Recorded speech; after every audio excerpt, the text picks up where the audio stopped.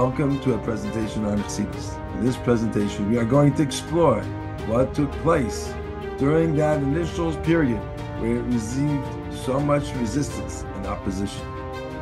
The two main parts of this presentation will focus on why is it that the Vilna Gaon put Chassidus into Cherem. What did he see that was so challenging, that was so threatening, or perhaps so off that he put into Cherem?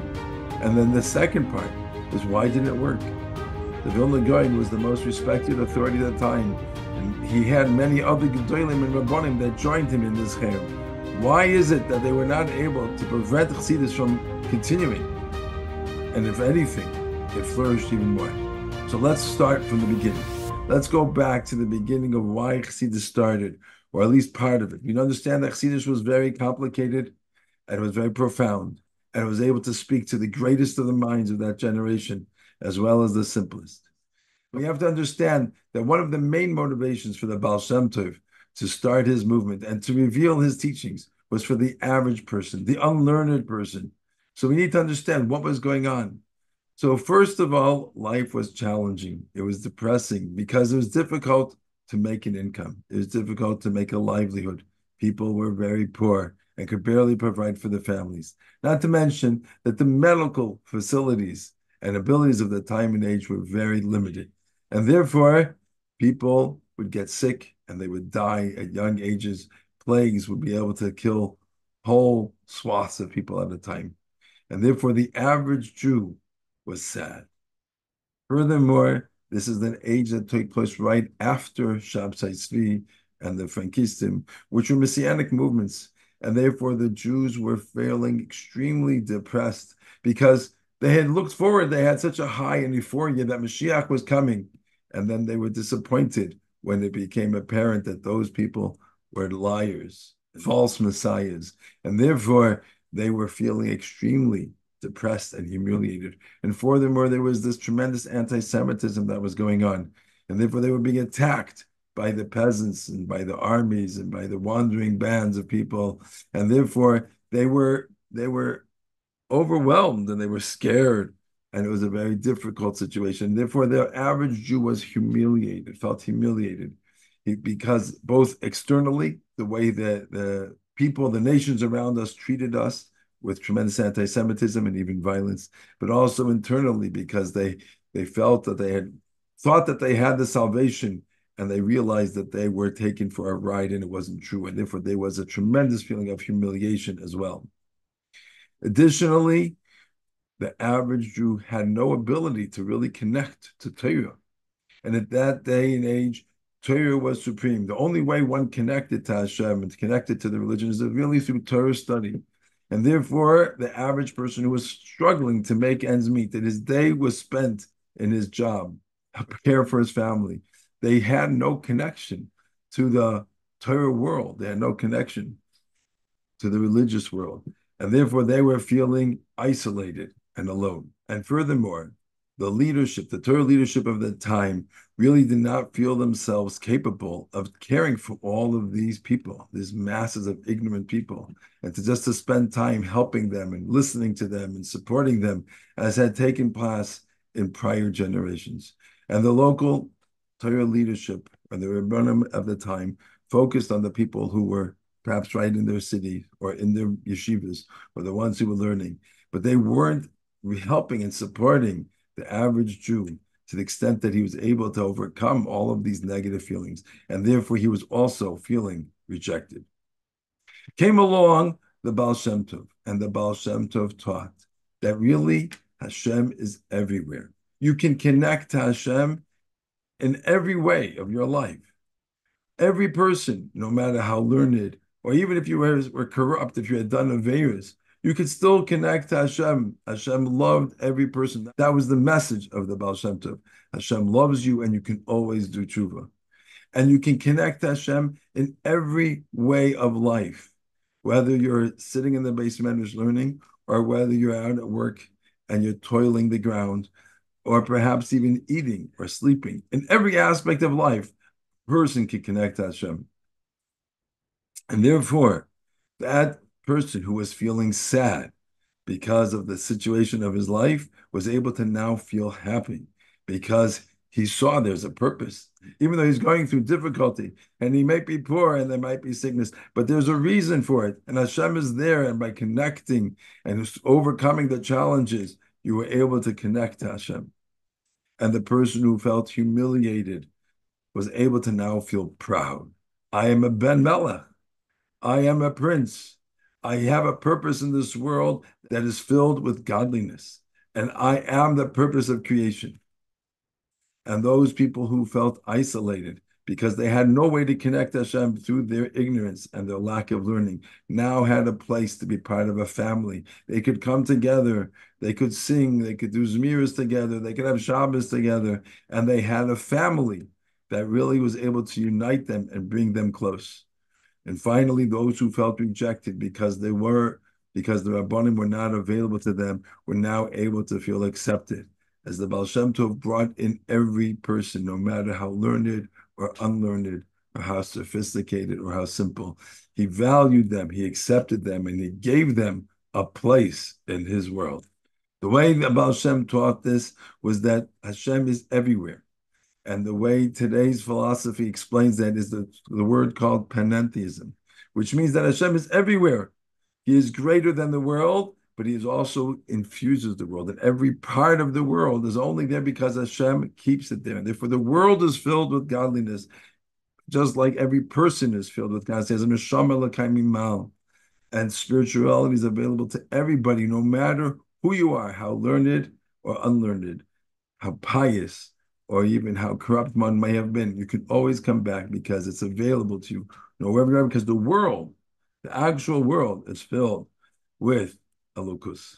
And therefore, the Baal Shem Tov taught that really the world is really just like a hologram. It's all there, only being kept alive, kept in existence through Hashem's outpouring of Kedusha and Shefa. And therefore, the world, there's no element of the world that doesn't have Hashem in it. And therefore, you can connect to it, and it's filled with it. And it was such an inspiring and positive message that it captured the imaginations, the hearts, the excitement of all of the people who encountered it. Except to, of course, the people that felt that it was dangerous. And that was many of the Rabbanim of the time. They saw that the Baal Shem Tov taught that the world was filled with Hashem really could be interpreted as pantheism, which is a form of our desire to say that Hashem, or to say that a God is only as great as the world, and the world itself is God. And we've had people throughout the generations that have done that. Spinoza was perhaps the most famous. That was considered our desire to say that Hashem is limited to the world and not greater than the world. And what the Baal Shem Tov taught to the simple person was too similar to that, and perhaps was even spoken over when given over by the ignorant people, and it was indeed said in a way of pantheism. And furthermore, he was challenging the local Rabbanim leadership by saying that everybody can connect to Hashem, not just through Torah and not just through being in the Beis Medrash and learning. And therefore, it also undermined the Torah supremacy. For all of these reasons, many Gedolim, many Rabbanim in the time felt that this was heresy. It was bad. It was a bad movement, and it resembled perhaps even that of Shabtai Tzvi, as they focused on the greatness of the tzaddik of the Baal Shem Tov. All of this took place in the 24 years that the Baal Shem Tov was teaching Torah. The Baal Shem Tov was born in the year 1700 approximately. He started teaching Chassidus when he turned 36. And for 24 years, he taught this message, and he connected to the people, and he traveled around, and he brought his message to the poor, the impoverished, and those who were most challenged. But in 1760, the Baal Shem Tov dies. A year later, 1761, the Magi takes over the movement, and his leadership was able to take this fledgling movement that was really surrounded by the Baal Shem Tov, and it wasn't very well organized. It was more who encountered him or who he encountered, and he created a movement. And therefore, Chassidus started to spread much further. And over the next 11 years, we find that Chassidus spreads throughout that entire region, even all the way up into Vilna, where the Vilna Gaon himself resided. So let's take a look at the map. Originally, the Baal Shem Tov and then the Magid were really in what we today, modern day Ukraine. Mezbush was here down here, which is where the Baal Shem Tov started, and the Maggid, when he took over, he was in this city over here called Mizrich. And therefore, Chassidus had spread, well, so long as the Baal Shem Tov was teaching it, into this minor area. But when the Maggid came, it spread to greater cities and further far flung, and it came to Lezhinsk, and he sent the Talmud over there, and the Melech Lezhinsk came there. And the Aaron of Kalin traveled to the city of Karlin, and Mendel Vitebsk became the Rav in Minsk. And of course, the Balatani you were familiar with was in the city of Ladi, and Rabbi Avraham Kalisk was in the city of Kalisk. And Chassidus was spreading far and wide. And like we said, it even came to the city of Vilna. And what the Maggid established as he took over from the Baal Shem Tov was he worked with a group of Talmidim who were close to him, who were able to be very much part of him and learn from him. And he created Rebbes that we were able to then continue on that movement, like we just explained. As opposed to the Baal Shem Tov, it was really people who encountered him and they were learned from him, but they was sometimes they didn't learn very much from him, but they were inspired by his ways. And sometimes even if they did take on his ways and they were learning people, they only met with him 2 or 3 times. The Maggid himself only met with the Baal Shem Tov twice. Admittedly, once was for 6 months, but they didn't spend a lot of time under the guidance of the Baal Shem Tov. And that limited their ability to then go ahead and incorporate all of these teachings and then teach it to others. But the Maggid had a close group of Talmidim, the strong disciples, that were able to understand and imbue all that he taught them and then teach it to others as they moved and they spread to their further cities. Furthermore, the Maggid established the new Nusach of Tefillah, taking the teachings of the Arizal, and he created a new Nusach of Tefillah. And again, that allowed for the movement to become more strong, to become stronger, as it now had something that they could do that unified them together. And the Nusach of Tefillah became the Nusach of the Rizal, which ultimately led to what we have today as Nusach Sfard. Furthermore, the Maggid was very innovative in halacha, and he was willing to challenge the establishment, the way things were done until that time. For example, one of the most famous ones was the chalaf that they used to shecht. Until then, there was a non-mishulish knife. It was a completely dull blade that was thick until you came to the way end, and then it became a sharp edge. The Maggid understood that if you were to first bevel the blade all the way from the beginning, it would be easier to sharpen it and be able to keep it sharp. And this innovation made the shechita better. Eventually, this innovation was accepted, and it's just about unanimously used across the world today. But at that time, it was considered dangerous, as he was willing to challenge what was acceptable halacha until that point in time. Furthermore, as we described before, that Chassidus was spreading, and it went not only to the areas that directly surrounded the Baal Shem Tov and the Maggid, but it would spread all the way, as we said before, to Vilna and beyond. And that were the very reasons that the Misnagdim were so concerned. Here you had Rebbes that became a focus of each community. And the emphasis they placed on the Rebbe was reminiscent of the focus that the Shabbatai Tzvis would focus on their leader. And that made people concerned. Changing the Nusach of Tefillah also created a tremendous amount of fear. Here he's going and changing this, what the Messiah is, as well as the innovations of halacha. And then finally, bringing Chassidus into the different cities created machloikis within all of the different cities. Until now, it was a one shul city or a one shul shtetl with one Rav and one Messiah. And now you had a shtibel. And the shtibel represented machloikis because they had this controversy, who they followed. You follow your leader, we follow our Rav. And that led to a period in every city. Finally, in the city of Kalisk, at that point in time, you had the Chassidim who were acting in an outrageous way, certainly for the times. They were dancing and singing in the marketplace, and they were even doing somersaults that seemed to be very disrespectful in the days. And therefore, it was considered to be this craziness and not respectable.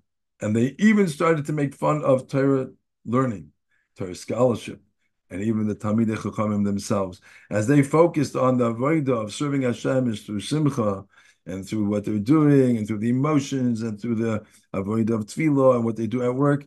And Torah learning became not just not as important, but here it even became ridiculed. With that, it raised the opposition to a new level. So by the time the Cherem came out in 1772, you had many reasons and many concerns. It challenged the Torah leadership. It challenged the attitude of the average person from Torah to Dveikus, from scholarship to piety. All of these things were a new movement and a new change. There was a tremendous focus on Kabbalah as the Baal Shem Tov was teaching that Hashem is everywhere. He was using Kabbalistic concepts in order to bring that message out. And therefore, it was reminiscent again of Shabtai Tzvi, as well as the Rebbe figure, that everyone focused so intensely and valued the relationship with the Rebbe and how his opinion, his day became supreme. As we said before, they changed the Nutzach of the Tefillah and many other divisions in Halacha. And as Chassidus continued to expand throughout the region, going even into the cities that were very strong Lithuanian strongholds, creating machlokes and diversity in the cities. And as we finally described now, you had this outlandish behavior and even the belittling of Torah scholars. And of course, with that original premise that we spoke about in the beginning, that was that Baal Shem Tov taught that Hashem is everywhere. Literally, Hashem is everywhere. It sounded way too much like pantheism. And therefore, in 1772, the Vilna Gaon and many other Rabbanim put Chassidus into Cherem. But that brings us now to the second part of today's presentation. So why didn't it work? The Vilna Gaon was the authority of the generation. All the other Gedolim Rabbanim that signed along with him added weight. It should have been enough to stop Chassidus in its tracks. How did it continue and even flourish? So first of all, Chassidus was well defended. You had many Talmidei Chachamim and well-respected Torah scholars that had become followers of the Baal Shem Tov and the Magi. And they were able to have public debates and to be able to explain to the people what was going on, why what their accusations were false. Furthermore, it's important to note that the Chassidus leadership always remained respectful. They did not start throwing mud back. It wasn't like today's politics. And they were very respectful, and they speak glowingly of the Vilna Gaon and the other Gedolim at the time. And therefore, I never had that energy of a major machlokes where they lost their own self-respect. And finally, you see that they even tried to appease the Vilna Gaon. Mendel and Vitebsk, as well as the Baal HaTanya, traveled to Vilna to be able to see the Vilna Gaon and to try and explain to him what it was that was going on and what was the meaning of the movement and why what they were teaching was not considered heresy and why it was not considered avodah zarah. And therefore, they tried. People saw that they came and they tried to explain. They remained respectful. And therefore, it didn't become this negative alternate movement. Furthermore, Chassidus had already spread. As we said before, is that Magi was able to send out his Talmidim, his disciples, to all the many different cities. And therefore, it was a moving target. There was no one place to go and to attack. There was no one snakehead to chop off that would have stopped the movement, as it had already spread far beyond the original's nucleus of where Chassidus was. Furthermore, there were a couple of elements that took place in world politics that seemed to happen and coincidentally to stop the ability for the people to be able to put things into Cherem. The first thing took place in 1764 as the Vad Arba Atzois was disbanded. This was the body, the rabbinical body, that was in charge of these type of communal affairs, like putting things into Cherem. In fact, it was this body that was put Rabbi Yonason Eibeshitz into Cherem when they had the machlokes between Rabbi Yaakov Emden and Rabbi Yonason Eibeshitz. But in 1764, the Polish government at the time, they forced this body to be disbanded because they accused them of not giving in all of the taxes that they had collected. And therefore, when they needed it, when the Misnagdim needed this body to be there, it wasn't there. Furthermore, different than it is today, and at that point of time, there was a nation that was called the Polish-Lithuanian Commonwealth. And that existed from the 1500s until that time. And there was a government body that really allowed the Jews to be able to serve whatever they want and to observe whatever they want. And it actually was a time of peace as far as from the government goes. You did still have the roaming bands and perhaps the armies and the peasants that were very anti-Semitic. But from the government, they were able to thrive and they were able to grow and to be in peace. And at that point in time, in 1772, months after the Cherem, somehow coincidentally, Hashem made it that the world started to change and that the governments around started to take over this Polish-Lithuanian Commonwealth.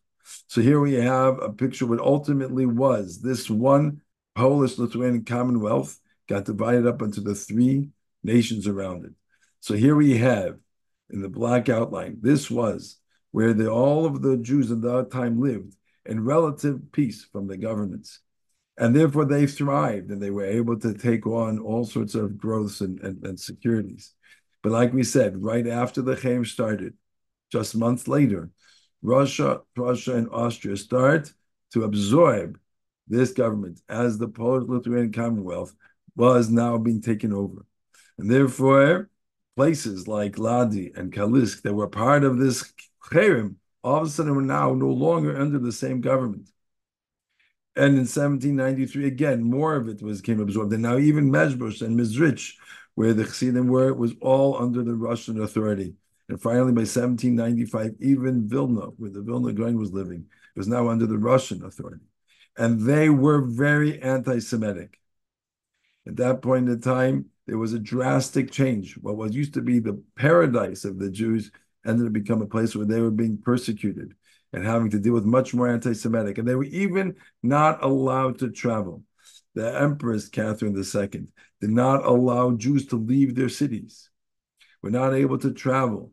And therefore, in regards to now the Cherem and the Misnagdim, people were not able to spread words and to travel and to continue this resistance. People became much more focused and concerned about their own lives and their own abilities to make a parnasa. And their focus was shifted away from the whole Chassidic movement. And now you had a new area called the Pale of Settlement, which was where all the Jews were forced to live, which had been many of the areas that were just conquered, but they had now become under this rulership and this dictatorship of Russia. And therefore, if we look now in the timeline, it's very remarkable.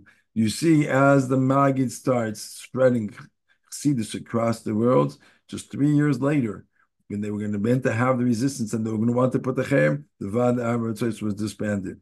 And then, when the Chassidus was reached a point finally where the Cherem needed to be issued by the Vilna Gaon, it was months later that the Polish government begins to be swallowed up and dissolved, and therefore people were not able to focus anymore on this Cherem, and that caused a tremendous world pressure that prevented a lot of the Cherem from being able to be effective. And now, due to all of this world politics, not only did it prevent the rabbinical bodies and the legislative bodies from being able to thwart the movement of the Chassidus, but once again, it laid oppression to the average Jew. The very reason why Chassidus started was to help these poor people and these people who lived in a time that was very challenging for them. It now became accentuated and it became worse as they now are under the rule of the Russian anti-Semites. And therefore, the poor became poorer. The discrimination was greater. They felt more isolated once again and belittled again by all of the besieging factors of this new regime that they were living under. So the very movements that originally brought about the beginning of Chassidus to the average person, to know that Hashem is everywhere and that Hashem is in every person, no matter how learned you are, and no matter how challenging of a situation you're living in, and no matter what the government is doing to you, and no matter what your neighbors are saying to you, you were able to find Kedusha, you were able to find pride, you were able to find Hashem in everything. That message was so much more desperately needed due to all of those world events. So now, in summary, Chassidus was able to persevere because A, it was well defended. Second of all, it was well established. It was already in multiple places, and it was very difficult to be able to attack it in so many areas. The world politics also now changed the whole governing body and thwarted the ability of the rabbinical leadership to be able to be as effective as they were in the past. And more than ever, the message of the Baal Shem Tov was desperately needed by the average person. And therefore, Chassidus spread. and continue to grow and to flourish despite the Misnagdim and despite the Cherem. So, in conclusion, the story of its Chassidus as it started and how it successfully overcame and survived the Misnagdim and even the Cherem is the story of a Jewish soul that yearns to connect with its Creator and desperately took the message of the Baal Shem Tov as a beacon, as a light, as a source of direction to be able to do just that and find Hashem in everything they do. With that, we have accomplished the goals that we set out to do. We explained why the Vilna Gaon put Chassidus into Cherem, and it was very understandable and appropriate at the time. And yet, we now also understand why it was not successful, and if anything, it flourished and grew to what we're able to see we have today.